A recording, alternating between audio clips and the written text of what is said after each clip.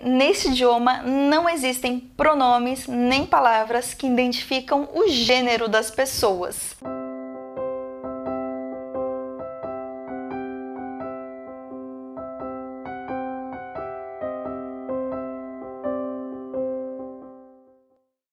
Aqui é a Sam, e agora é hora de encarar as feras.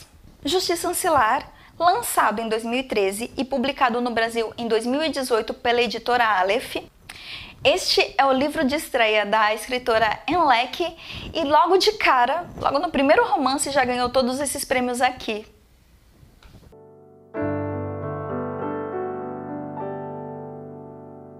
E eu gostei desse livro, eu achei ele tão diferente, tão original, que quando eu terminei a leitura, eu tive a mesma sensação de quando eu assisti Matrix pela primeira vez.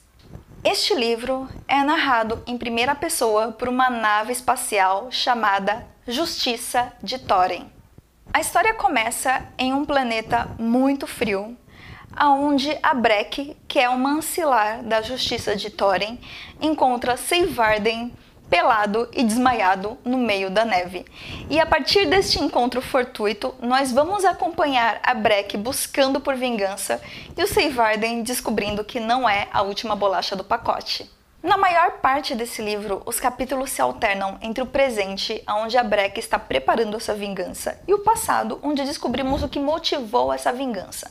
Até aí, é mais um livro no melhor estilo space opera, em que se cria todo o universo apenas para o protagonista procurar por vingança, e nós já vimos isso em Duna, por exemplo. Além disso, eu achei que algumas partes dessa história eram bem arrastadas.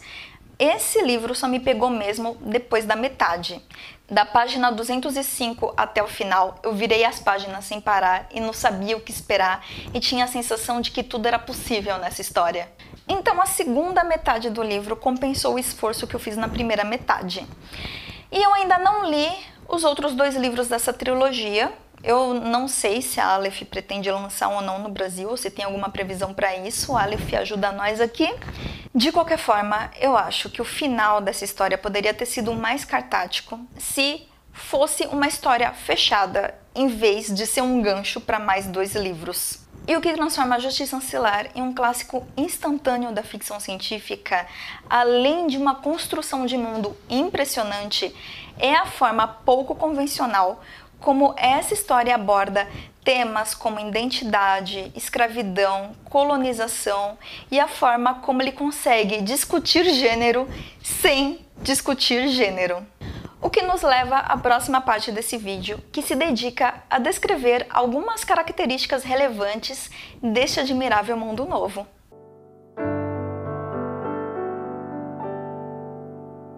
A respeito das pronúncias das palavras e dos nomes, a própria autora já disse que o som das vogais é latina, então é o A, E, O, U que nós brasileiros já estamos acostumados. De qualquer forma, segundo a autora também, o Império Hajj é tão amplo e tão vasto que deve existir algum sotaque em algum planeta onde a sua pronúncia está correta. Então a gente fala do jeito que achar melhor. Estamos combinados?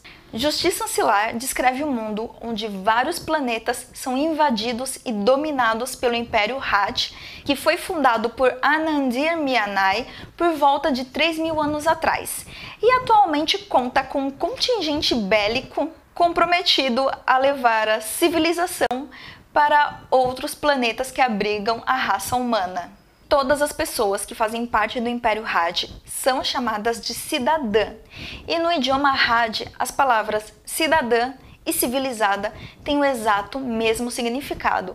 Então acho que isso dá uma ideia da dimensão do quanto é importante a ideia de civilização para o Império Hajj. Basicamente eles acreditam que civilizados são eles e que o resto do mundo não é civilizado. E o Império Hajj seriamente acredita que está sendo muito generoso, invadindo os planetas e forçando todo mundo a se submeter à sua cultura e seus costumes. Porque só assim as outras pessoas do mundo serão consideradas civilizadas. E esse processo de colonização que impõe a civilização na base da porrada é chamado de anexação. E o Império Had, que não é nada bobo, só inventa de anexar planetas onde as pessoas não têm condições de resistir à invasão. Porém, eventualmente, sempre tem alguém que tenta mesmo assim. E uma vez que essas pessoas são capturadas, elas passam por uma triagem que vai definir se elas vão ser imediatamente executadas ou se elas serão armazenadas no porão de uma nave para serem convertidas em uma ancilar de alguma nave quando for conveniente. E ancilar significa auxiliar, mais especificamente auxiliar das naves de guerra do Império Had. Um prisioneiro que está ali armazenado no porão da nave, quando é ativado para ser um ancilar, basicamente ele passa por um processo que elimina toda a sua personalidade e todas as suas memórias prévias, ao mesmo tempo em que aprimora a sua força física, a sua velocidade e os seus reflexos, além de colocar implantes com algumas vantagens de combate, como por exemplo armaduras automáticas que cobrem o corpo inteiro. Ao final desse processo, a ancilar é conectada à inteligência artificial da nave e a partir desse momento ela passa a ter a personalidade, consciência, memória da própria nave. Ou seja, não existe mais indivíduo. O que existe são centenas de corpos que compartilham a mesma consciência e personalidade. Então, basicamente, você tem uma nave que está orbitando no espaço e ancilares que podem estar na superfície de um planeta. E as ancilares conseguem sentir tudo o que a nave está sentindo do espaço e, ao mesmo tempo, a nave consegue ver tudo o que as ancilares estão vendo. Então, se tem 5 ancilares na superfície de um planeta, a nave está conseguindo enxergar o ponto de vista de todas as 5 ancilares, inclusive as próprias ancilares. Se tem uma ancilar dentro de uma casa, ela consegue ver dentro da casa e consegue ter acesso ao mesmo tempo o que as ancilares fora da casa estão vendo também, porque são todas a mesma inteligência artificial, sendo compartilhado por centenas de corpos ao mesmo tempo.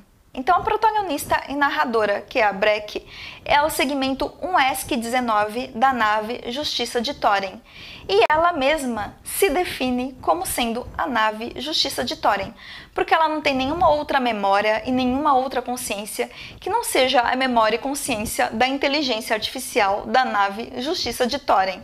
E ela mesma se define como uma arma de guerra, porque apesar de executar diversas tarefas, como manutenção de nave ou servir chá para os oficiais da nave, no final das contas ela existe para ser um soldado em uma anexação. E essas naves, além de ter essa característica da inteligência artificial compartilhada, elas também têm sentimentos, elas também têm emoções. Embora tudo isso seja suprimido por uma programação, ainda assim é inevitável que uma nave tenha uma favorita. Quando uma de suas favoritas é eliminada, uma nave pode até mesmo enlouquecer. Mas também é explicado que é necessário que as naves tenham esses sentimentos justamente porque é necessário que elas tenham uma certa inteligência. E essa inteligência só é alcançada por meio das emoções. Então as naves são projetadas dessa forma de propósito. E as naves do Império são classificadas em espada, misericórdia e justiça. As espadas são equivalentes a cruzadores de batalha. Então elas são menores, mais velozes e com maior poder de fogo. Misericórdias são usadas para transporte de suprimentos e as justiças são porta-tropas. Elas são as maiores e mais numerosas do Império. E a Justiça de Thorin tinha 16 convéses, sendo um convés para cada década. Cada década contém no mínimo 10 tropas. E cada década tem o seu nome baseado em alguma emanação da deusa Amat, que é a deusa da criação da religião do Had. Então, eu vou deixar aqui os nomes das emanações e o que cada uma delas significa. Basicamente, a religião do Had é politeísta, então tem várias divindades e às vezes até mesmo deuses dos planetas que são anexados, de alguma forma são incorporados nessa religião do Had. Mas a divindade máxima, que é a divindade responsável pela criação, é Amat. Quando eu estava lendo esse livro, levou um bom tempo para que eu conseguisse entender que a Breck era o segmento 19 da unidade 1 da década de Esk da nave Justiça de Thorin. E a década de Esk estava sob o comando da Tenente Ol, que era o crush da Tenente Skaya, que era comandante da década de Issa da nave Justiça de Ent. E o Seivarden, que a Breck encontrou peladão no meio da neve, era capitão da nave Espada de Nathas. E nem todo mundo é oficial militar nessa história. A Strigan é uma médica que a Breck encontra durante sua jornada por vingança. E mesmo a Strigan não sendo uma cidadã do Império Had, ela sabe que Anandir Mianai é líder do Império e tem a sua consciência compartilhada por centenas de clones. Por isso, desde a fundação do Império Had, há 3.000 anos atrás, Anandir Mianai segue bem liderando esse império. Então, os clones vão sendo reproduzidos ao longo do tempo e vão vivendo e envelhecendo. Então, à medida que alguns clones vão morrendo, outros vão compartilhando essa mesma consciência.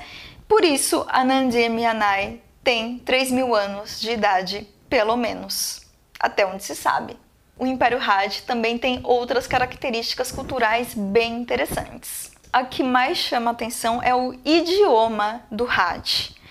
Porque nesse idioma não existem pronomes nem palavras que identificam o gênero das pessoas. E toda essa história é narrada pela Breck no idioma Hatchai, com um ponto de vista de uma pessoa que é nativa do Império Had. Por conta disso, até mesmo coisas simples, como expressões corporais, durante essa leitura, o que a gente vai ler é gesto de dúvida em vez de dar de ombros, porque expressões corporais são determinadas pela cultura das pessoas. Então, dar de ombros é uma expressão corporal da cultura terrestre, mas não necessariamente uma expressão corporal que denota dúvida na cultura dos Hatchai. Por isso, ao longo da leitura, você vai encontrar com muita frequência frases como gesto de isso ou gesto de aquilo, porque ela está se referindo ao gesto que um Hatchai faz quando quer expressar o que ela está descrevendo. E como o idioma Hatchai não tem palavras com gênero definido, quando é feita uma tradução para um idioma que demanda palavras que tenham gênero definido, tudo é convertido para o feminino. E essa simulação de adaptação do idioma Hatchai torna tudo ainda mais provocativo nessa história. E no início dessa história, a gente sabe qual é o gênero da Breck e a gente sabe qual é o gênero do Seivarden, porque eles estão em um planeta que não foi anexado pelo Império, então as pessoas ainda usam idiomas com pronomes e palavras que determinam o gênero. Mas, salvo as exceções, a maioria dos personagens a gente não sabe qual é o gênero deles. E durante essa leitura, eu me dei conta de que eu não sou tão desconstruída quanto eu imaginava. E olha que eu já me considerava feminista mesmo antes disso virar modinha. Porque durante essa leitura eu acabei atribuindo gênero a alguns personagens que não têm gênero definido durante a narrativa, sem perceber. Assim, meu cérebro sozinho começou a imaginar os personagens com gênero. Por exemplo, eu achava que a Skaya era homem, porque durante a história explicam que a Skaya é de uma família rica e poderosa, e alguns personagens insinuam que a Tenente Ol é uma alpinista social por causa do relacionamento dela com a Tenente Skaya. Por conta da natureza dessa relação, eu achava que a Tenente Skaya era um homem e a Tenente Ol era uma mulher. E em algum momento eu me dei conta do que eu estava fazendo e comecei a tentar me desapegar dessa mania de ficar tentando atribuir gênero aos personagens. Uma outra coisa que eu notei quando eu assisti alguns vídeos de outras pessoas que comentaram esse livro é justamente o fato de que todo mundo sabe que o Seivarden é um homem.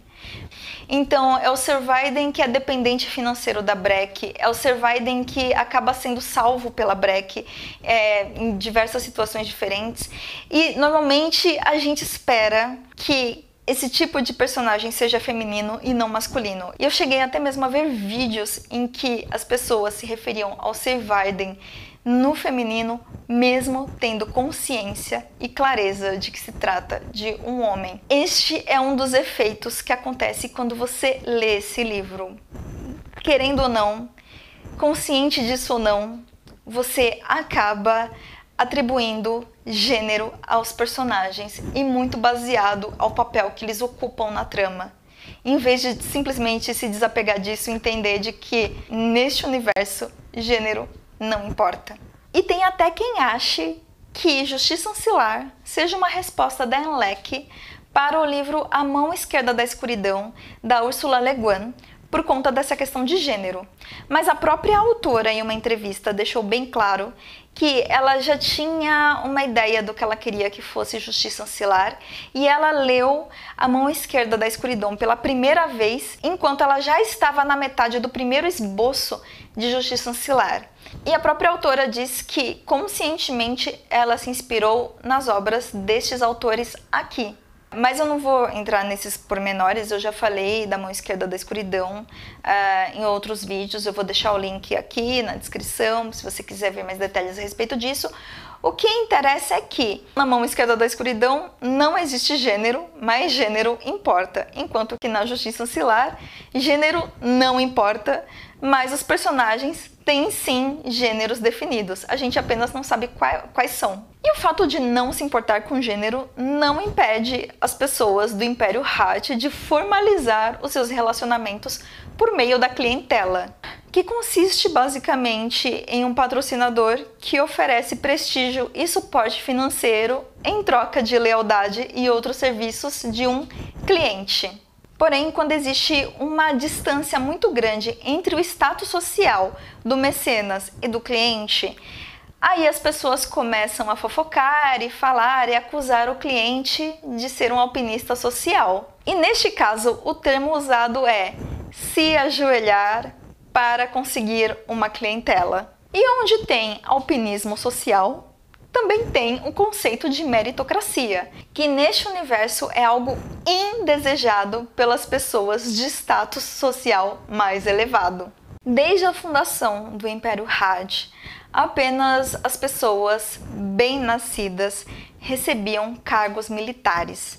Mas isso está mudando ao longo dos últimos anos e, para o horror dos bem-nascidos, uma mera filha de cozinheiros como a Tenente All conseguiu um cargo de oficial na década de Esk na Justiça de Thorin. E como já deu para notar, status social importa neste universo. E uma bebida que é símbolo de status social neste mundo é o chá. Então os seres humanos bebem chá e as ancilares só podem beber água. E isso deixa bem definido a separação entre quem é humano e quem é ancilar. E segundo a própria autora, isso é uma referência ao que o chá representa em uma série de livros escrito por C.J. Cherryh. E também, é claro, existe o conceito de moralidade na sociedade Rashai, onde uma cidadã não pode ser vista em público sem estar usando luvas. No simbolismo religioso, as luvas evitam que as pessoas entrem em contato com impurezas, mas com o passar do tempo isso acabou se tornando uma forma de recato também. Portanto, ser visto em público sem luvas é o equivalente de você sair de casa assim. Embora isso seja excêntrico e extravagante, é uma característica coerente numa construção de mundo e serve também para refletir como a percepção de moralidade é culturalmente definido. E para encerrar esse bloco, vale mencionar um dos grandes tabus dessa sociedade, que é o uso de drogas. Mas apenas psicotrópicos e supressores de humor, como o kef, no qual o Sir Vaiden é viciado, é um tabu. Porque na hora que usam drogas para fazer lavagem cerebral nas pessoas, aí tá tudo bem, aí ninguém fala nada.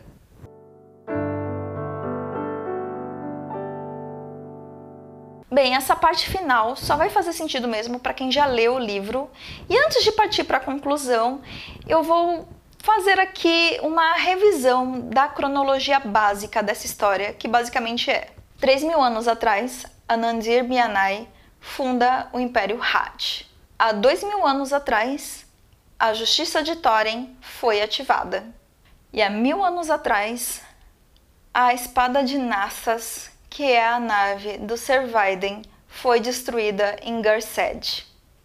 E há 113 anos atrás, após a anexação de Valskai, Anandir-Mianai implanta na 1ESC-19 da Justiça de Thorin uma programação. Há 24 anos atrás, a soldado Umamat-1 da nave Misericórdia de Sarse liderou um motim em Ime.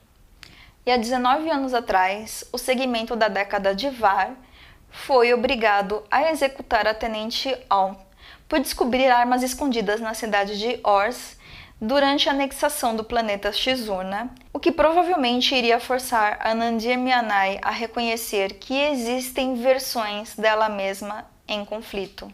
E no presente, a Breque está no planeta Newt procurando por Strigan para adquirir a mesma arma que destruiu a nave do Servaiden em Garced. E 7 meses depois, Sigvarden e Breque chegam à estação espacial do Palácio Omal, onde é revelado para todo o Império o conflito interno de Anandir-Mianai, que está literalmente se auto-sabotando.